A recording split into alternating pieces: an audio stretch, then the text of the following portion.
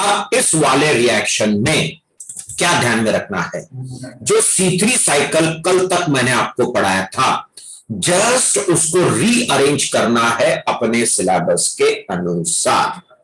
चलो शुरू करते। तो सबसे पहला कौन सा कंपाउंड हमने पढ़ा था बेटा?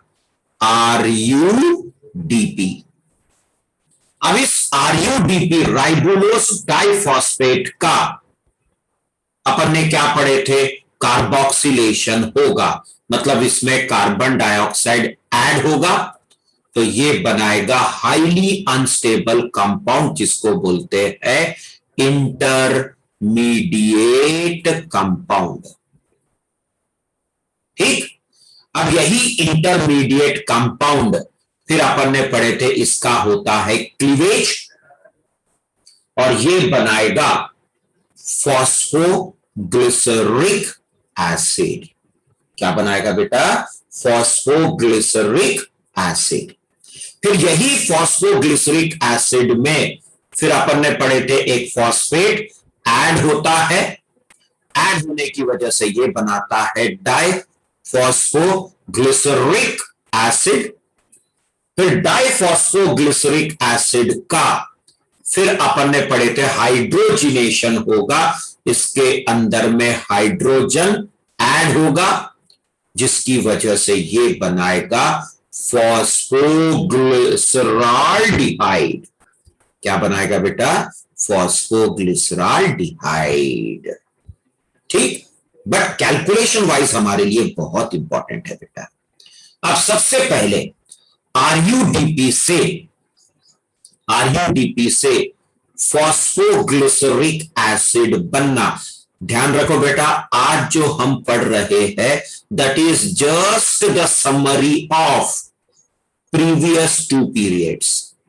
हमने पिछले 2 पीरियड में बहुत डिटेल में C3 साइकिल को पढ़ा चुका हूं, बहुत डिटेल में पढ़ा है मैंने।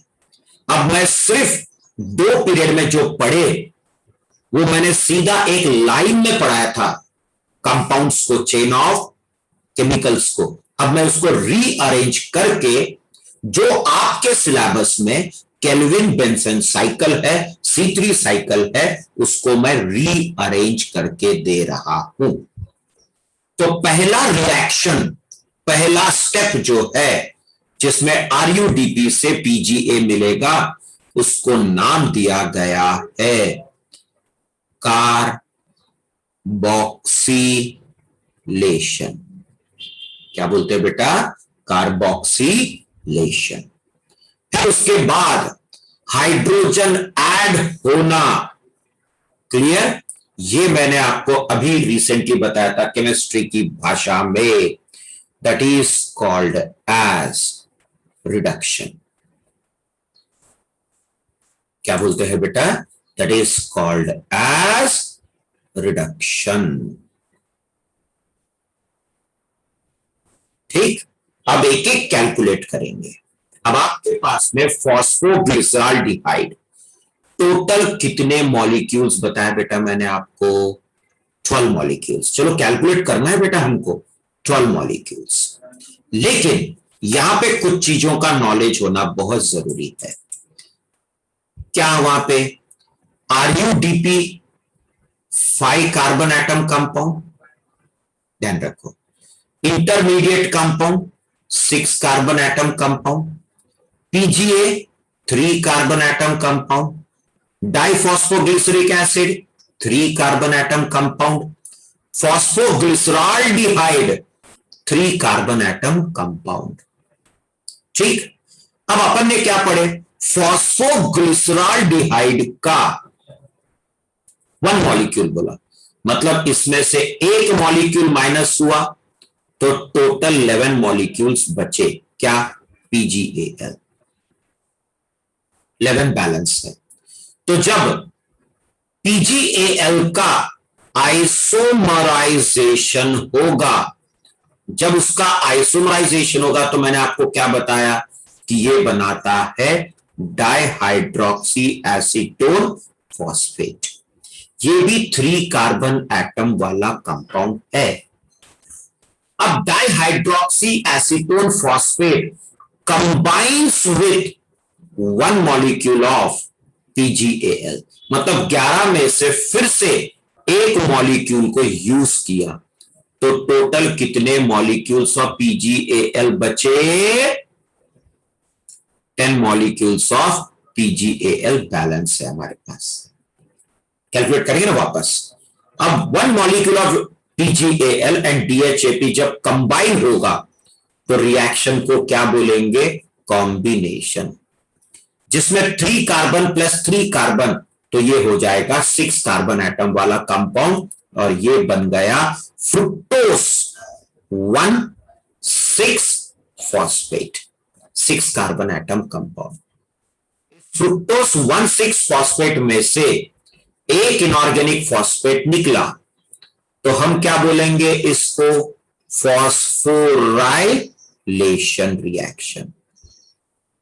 तो ये क्या बनाया? Fructose 6 phosphate. फिर इसका क्या पढ़े अपन ने? आइसोमराइजेशन। जैसी आइसोमराइजेशन होगा तो ये क्या बनाएगा? Glucose 6 phosphate. इसमें से एक इनऑर्गेनिक फॉस्फेट निकला 6 से, तो ये फाइनली क्या बना दिया? ग्लूकोज बन गया ना, ग्लूकोज। तो इसको हम क्या बोलेंगे? डीफॉस्फोराइलेशन। ये क्या लिखा मैंने? सॉरी, तो ये भी क्या रहेगा? डी, क्योंकि फॉस्फेट निकला ना बेटा, सॉरी। हाँ, तो ये भी क्या रहेगा? डीफॉस्फोराइलेशन। तो फाइनली क्या मिल गया हमको? ग्लूकोज। ठीक, हमारा तो एम पूरा हो गया। 4 चीजों का इस्तेमाल हो गया। कौन कौन सा? कार्बन डाइऑक्साइड का यूज हो गया, फिर यहां पे अपन ने एटीपी का यूज पढ़े थे, ठीक है, यहां पे हमने एक एटीपी का यूज पढ़े थे। फिर उसके बाद यहां पे जब हाइड्रोजन ऐड हुआ तो यहां पे NADPH2 का भी यूज हुआ एंड हाइड्रोजन प्रोटॉन का भी यूज हुआ। ठीक, अब हमारे पास में C3 साइकिल बोला बेटा मैंने। अब C3 साइकिल का मतलब first stable compound phosphoglyceric acid, जिसमें 3 कार्बन एटम है, इसलिए C3 नाम पड़ा। साइकिल का मतलब जहां से शुरू घूम फिर के वापस वहीं आना है, लेकिन कल तक हम नहीं आए थे, आ जाएंगे। अब हमारे पास में कितने PGAL है बताओ? हमारे पास में जो PGAL है ये 3 कार्बन एटम कंपाउंड है, बराबर। और कितने मॉलिक्यूल है? 10 मॉलिक्यूल्स है ना, 10 मॉलिक्यूल्स बेटा। सो 3 कार्बन एटम मल्टीप्लाइड बाय 10, तो कितने कार्बन एटम्स हैं हमारे पास में? 30 कार्बन एटम्स, है ना। अब हमको क्या बनाना है? RUDP। हमने कितने RUDP लिए थे? हमने लिया था 6 RUDP लिया था, तभी तो हमको 12 PGL मिले ना। तो हमने जब 6 RUDP लिया था और RUDP में कितने कंपाउंड्स, सॉरी कितने कार्बन एटम्स है? 3 कार्बन एटम, सॉरी RUDP में कितने कार्बन एटम है बेटा? 5 कार्बन एटम। और हमने कितने मॉलिक्यूल लिए? 6 RUDP मॉलिक्यूल्स। सो कितने कार्बन एटम हो गए हमारे पास में? 5 carbon multiplied by 6 is equal to again 30 carbon atoms. तो हमारे पास में कितने कार्बन एटम है? 30। बनाना कितना है? 30। मतलब the remaining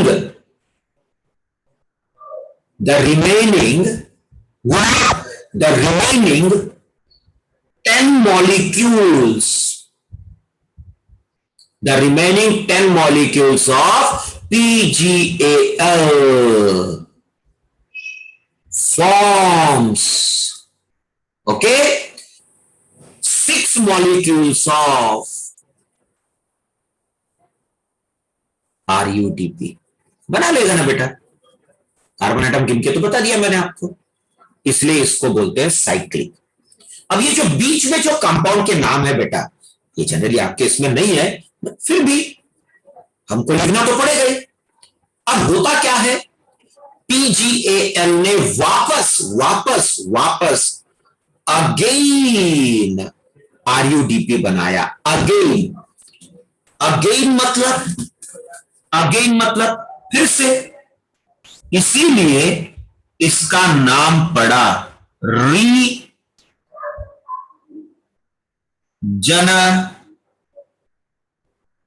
रीजनरेशन। क्या नाम पड़ा बेटा? रीजनरेशन। जनरेशन मतलब बनाना, री मतलब फिर से, भाई फिर से बना करके रीजनरेशन। क्लियर? और ये बना करके उसको बोलते हैं सिंथेसिस। ये जो वाला पोर्शन है ना बेटा, इसको नाम दिया गया है सिंथेसिस।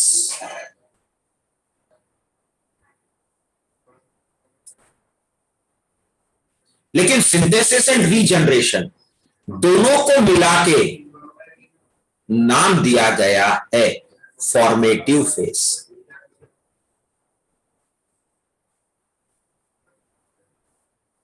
ठीक है, तो ये हो गया कार्बोक्सिलेटिव फेज,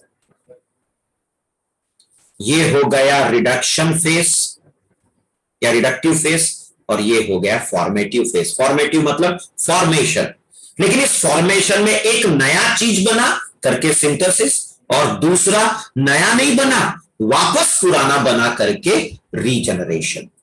तो 3 फेसेस है C3 साइकिल या केल्विन बेंसन साइकिल में, 3 फेस है। सबसे पहला फेस कार्बोक्सिलेटिव फेस, दूसरा फेस रिडक्टिव फेस, तीसरा फेस फॉर्मेटिव फेस। इसमें 2 फेस है फॉर्मेटिव फेस में, एक रीजनरेशन है और दूसरा सिंथेसिस। अब बार बार नीट बोलना तो गलत होगा क्योंकि नीट ही पढ़ा रहा हूं। तो यहां पे कंपाउंड का नाम आपको याद रखना है, जिसमें मेरी कोई खास मदद नहीं होगी, या आपको पढ़ना है। तो पहला कंपाउंड PGAL से मिलेगा ज़ाइलूलोज 5-फॉस्फेट। ये याद रखो, ज़ाइलूलोज 5-फॉस्फेट। फिर ज़ाइलूलोज 5-फॉस्फेट कन्वर्ट होगा एरिथ्रोस 4-फॉस्फेट। फिर एरिथ्रोस 4-फॉस्फेट कन्वर्ट होगा सीडो हेप्चुलोज 7-फॉस्फेट। बराबर। फिर ये कन्वर्ट होगा राइबोस 5-फॉस्फेट में। फिर ये कन्वर्ट होगा